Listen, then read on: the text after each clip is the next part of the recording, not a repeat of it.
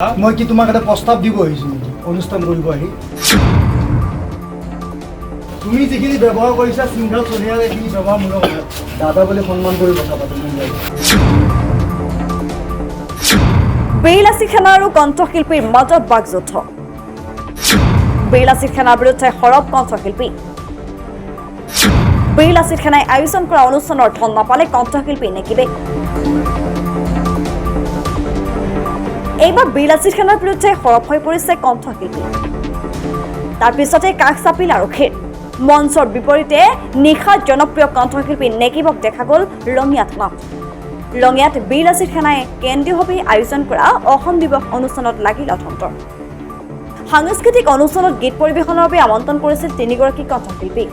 আমন্ত্ৰণ জনাই মাননি দিব নোৱাৰিলে আয়োজক সমিতিয়ে কণ্ঠশিল্পী নেকিব মৃণাল মেট্ৰিক সায়নিকা দাস ওচৰ চাপিছে ৰঙিয়া আৰক্ষী বেইলাচি সেনাই আয়োজন কৰা অনুষ্ঠানৰ ধন নাপালে কণ্ঠশিল্পী নেকিবে ধনৰ লেনদেনক লৈ নিশা নেকিবৰ সৈতে বেইলাচি সেনাৰ কাৰ্যকৰ্তাৰ মাজত অপ্ৰীতিকৰ পৰিস্থিতি লঙিয়া থানাত এজাহাৰ দাখিল কৰিলে নেকিবে দিনৰ ভাগত উপস্থিত আছিল সংগঠনটোৰ নেতা শৃংখল চলিহা লঙিয়াত বেইলাচি সেনাৰ এই কৰ্মকাণ্ডৰ চকু কপালত তুলিছে সকলোকে বেইলাচি সেনাই প্ৰথমবাৰৰ বাবে লঙিয়াত আয়োজন কৰা হৈছিল এই অনুষ্ঠান কিন্তু প্ৰথমবাৰে যেন অনুষ্ঠানৰ মাজতে হ'ল বাধা How can you say that? তোমাৰ কথাই কৈ আছে তুমি কথাই কৈ আছে How can you say that? I'm intoxicated. How can you say that? এইটো বহুত ডাঙৰ হৈছে দে তুমি এতিয়া তোমাৰ বহুত কাম মই কুচক কথা পাতি থাকা নাই তই তুই চাও কথা পাতি আছা মই জানি গৈছো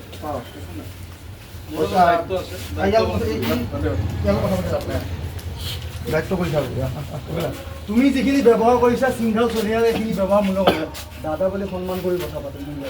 এজন গায়ক হিচাপে সেইটো বস্তু তোমাৰ গুণ নাই আৰু নাজানো তোমাক কিয় দায়িত্ব দিছে মই সেইটোৱে বুজি পোৱা নাই যে তোমাৰ আৰ্টিষ্টৰ লগত কেনেকৈ কথা পাতিব লাগে তুমি বুজিয়ে পোৱা নাই ক'ম আৰু সকলোৱে জানে আৰু গতিকে তেনেকুৱা ধৰণৰ এটা অনুষ্ঠান এটা আয়োজন কৰিছিল আৰু আমি খুব এটা আশা লৈ আৰু খুব এটা মনত আনন্দ লৈ এই অনুষ্ঠানটো পৰিৱেশন কৰিম বুলি আমি ইতিমধ্যে 7:30 মানত আমি আহি পাইছোঁ আমি গোটেই আমাৰ টীম আহি পাইছোঁ আহি পাই দেখি আমি সুধি আছোঁ অনুষ্ঠানটো আমাক কেতিয়া দিব কাৰণ তেওঁলোকৰ দিলে হৈ আছে অলপ পিছত দেৰি হ'ব অলপ টাইম লাগিব বুলি তেনেকুৱা ধৰণৰ কথা হৈ আছে গতিকে আমাৰ ইভেণ্টৰ ফালৰ পৰা বাৰ সুধি আছে ৰুদ্ৰাক্ষৰ ফালৰ পৰা যে আমাক অনুষ্ঠানটো কেতিয়া দিব তাৰপিছত যেতিয়া দেখিলোঁ 10:30 বাজি গ'ল ক'লে যে আমাৰ কোনো কমিটিৰ কোনো মানুহ নাই কিবা নাই কাৰণ আমি শ্ৰদ্ধা কৰোঁ বেইলাচি থানা অসম বুলি ক'লে আমি শ্ৰদ্ধা কৰোঁ কাৰণ আমাৰ সেই মহান ব্যক্তিজনৰ নাম তাত সোমাই আছে লাচিত বৰফুকন ডাঙৰীয়া নামটো সোমাই আছে সেইটো এটা আমাৰ কাৰণে অসমখনৰ নাম সোমাইছে য'ত অসম দিৱস আৰু চুকাফাৰ যিটো দিনটোত যিটো অসম দিৱস হিচাপে আমি সকলোৱে পালন কৰোঁ আজি এই পৰিস্থিতিত মই নিজৰ লজ্জিত মোৰ বহুত দুখ পাইছোঁ মানে একচুৱেলি ময়ো ধৰক লাচিত দিৱস হওক আমাৰ অসম দিৱস বিভিন্ন অনুষ্ঠান প্ৰতিষ্ঠান কৰিছোঁ অসমৰ বিভিন্ন ঠাইত কৰিছোঁ কিন্তু আজি কি কাৰণত কিয় এনেকুৱা হ'ল মই একোৱে বুজিব পৰা নাই আৰু কাৰণ বুজিব পৰা নাই তাৰ বাবে তেওঁলোকক সুধিছোঁ আমি এগ্ৰিমেণ্ট আমাৰ লগত কোনে কৰিছিলে তেওঁৰ নামটো কি আছিলে আমাৰ ভাইটি মৃণাল আছিলে তেওঁ এগ্ৰিমেণ্ট কৰিছিলে আৰু আমাৰ দিগন্ত আছিলে গতিকে তেখেতে আহি আমাক কৈ আছে যে কমিটিৰ কোনো মানুহ নাই গতিকে আমি কি কৰিম এতিয়া আমি আপোনালোকক পে'মেণ্ট দিব নোৱাৰোঁ তেনেকুৱা ধৰণৰ কথা গতিকে উপায় নাপায় এতিয়া তাত অলপ পৰিস্থিতিটো অলপ বেলেগ হ'ল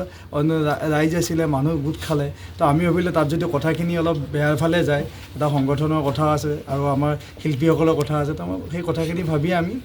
থানালৈ আহিলে যাতে এটা আলোচনা কৰি যাতে আমাৰ শিল্পীসকলক যাতে এটা যিহেতু মই কোৱা নাই যে যিহেতুকে তেওঁলোকে কি কাৰণত নোৱাৰিলে কিয়নো সেইটো তেওঁলোকৰ ব্যক্তিগত কথা মই তাত সেইবোৰ ক'ব নাযাওঁ Breaking 24 Assam